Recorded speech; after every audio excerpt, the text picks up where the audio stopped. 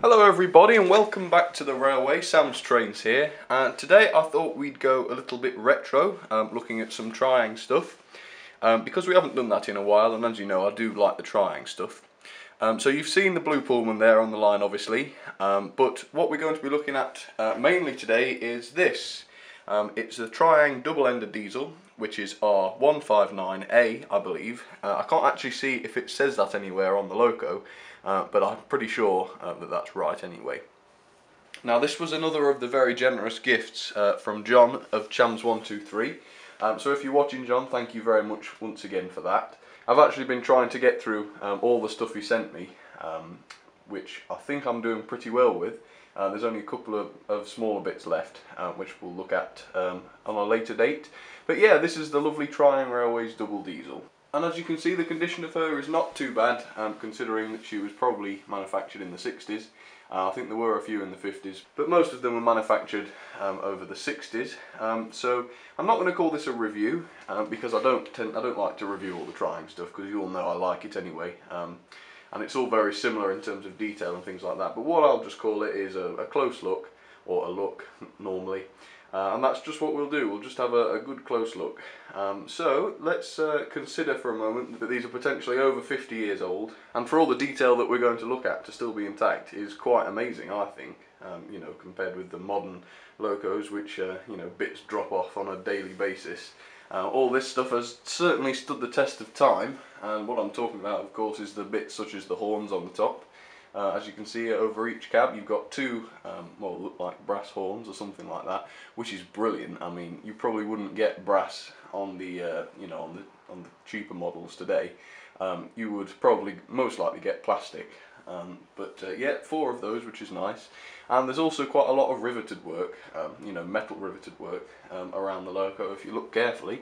Of course, you've got the 4 obvious ones on the side there, and of course the ones on the front where the headlights would be. I think that's a pretty nice touch. You know, just plastic and paint is alright, but I think, you know, if you add a bit of metal work, it really makes it more realistic, regardless of the detail. These locos do have glazed windows, of course, as you can see there, and you also have bits of plastic where the front lights are as well, as you can see there. And not forgetting, of course, the Triang Railways logo and text, which is all in very good condition actually there. Of course, you've got the first, the yellow text on the side there, but you've also got the TR, Triang Railways logo on the front, which is awesome, which is very nice to see. It really isn't bad at all, you know, for the age, 50 years plus, and look at all the grids and rivets and stuff. It's just brilliant, really, isn't it? What they were able to do. You know, even plastic was in its early stages in these days, wasn't it? But yeah, Rovex did a very good job with these locos, and all of the Triang ones you will find similar sorts of quality. So not only detail but quality, which is what makes these great, actually. What also impresses me about these locos also is the bogies. As you can see, the bogies are cast, they're not plastic. So whereas, you know, on a modern diesel you'd probably have like plastic clip-on sections that go onto these bogies to make them detailed. This is actually cast, well, I don't know what metal, but it's metal, which is really cool. And of course very prototypical, because there wouldn't be plastic in real life obviously, which is another great plus. Detail wise, again, we'll go back to some more detail. You've got various fans and stuff on the roof. There's a lot of detail on the roof. I can't tell where, you know where those screws are? I can't tell if they're disguised as fans or what, I don't know. Possibly they are. But you've got loads of cooling on there and stuff, so you know, these transcontinental locos probably need their fair bit of cooling. And yeah, I think that's a good look, I hope. This one's in reasonable condition actually. You can see some that are a lot worse, and there are also some that are real, you know, really golden. But yeah, hopefully that's a good close look at that then. Now she has been serviced by me. She is alright. She's obviously got quite big wheels, which you may know doesn't agree too well with modern track. But she does run, and that's the main thing, so we're going to get her running now, along with the Blue Pullman, as you've seen. Blue Pullman obviously being a passenger, you know, passenger train. So this loco here is going to be pulling a little bit of freight, some of the more precarious freight I might add. As you can see there, we've got the cars, which likes to derail. and I suppose the logs is the other one that likes to derail, but it's at the back, so it should be safe there. But that's going to be an adventure for in a moment. But first, let's get her onto the tracks and see how she looks on them. Alright, here we go. Okay, so there she is on the line anyway, ready to be coupled to the rest of the train. Now I'm going to run her a little bit slower than what's comfortable, I don't know. But that's simply because while I'm around the room, you know, taking the shots like I do, all that stuff, I really can't afford for her to be jumping off the tracks, and for the rolling stock to be jumping off the tracks, and me dashing back over to the controllers to stop things and put everything back on the track and try and get decent camera angles.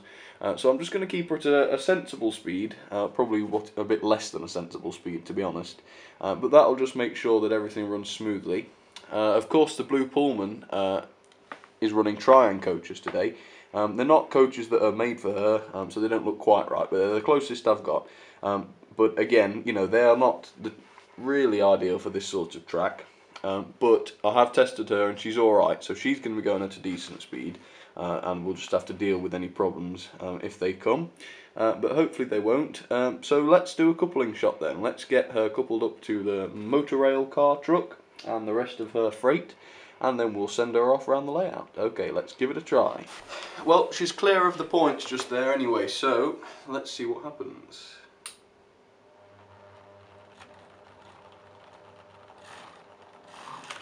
There we go, got it in the end.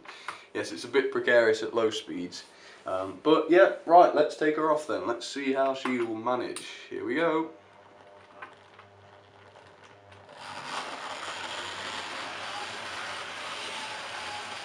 There you have it. And here comes the Blue Pullman.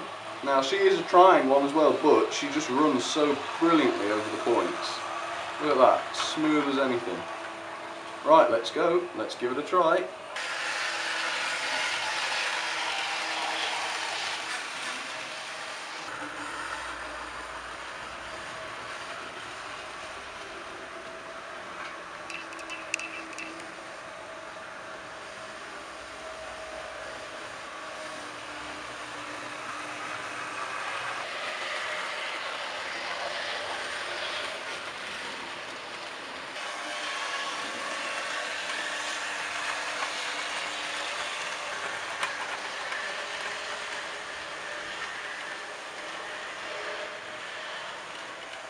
I may have forgotten to mention also that this double-ended diesel does feature lighting as well, which is great.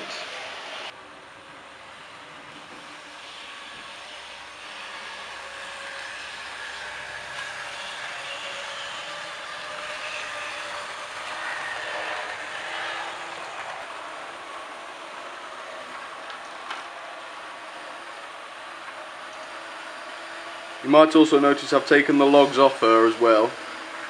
Which means I can now run her at a better speed because they were still derailing at slow speeds. They probably just need some metal wheels to be honest, but she needs 4 sets, which seems a lot just to put on a silly little wagon that doesn't behave itself.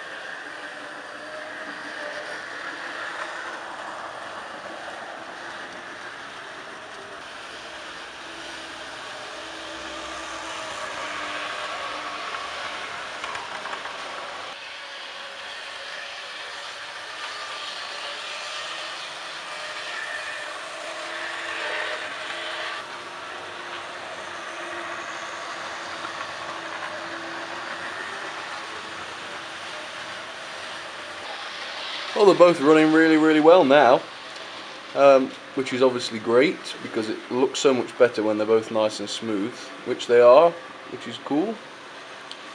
One day I might put some LEDs into that Blue Pullman set, or at least the dummy and the engine car.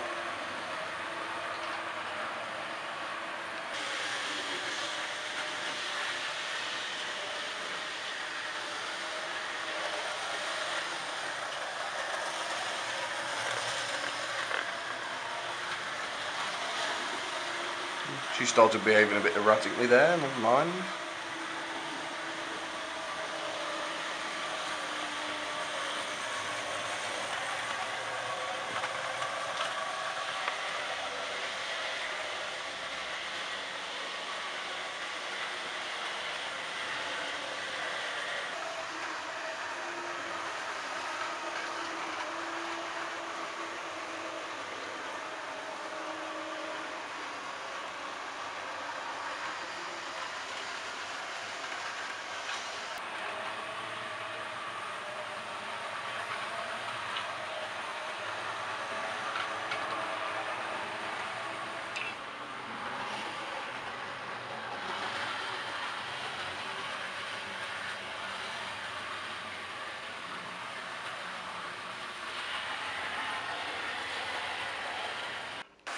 Right, what I think I'm going to do then is end this one with a station stop.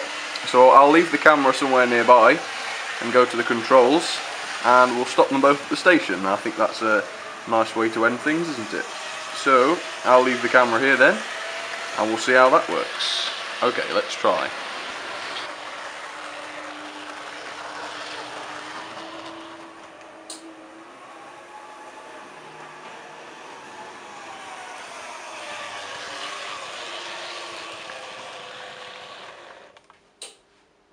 So there you have it.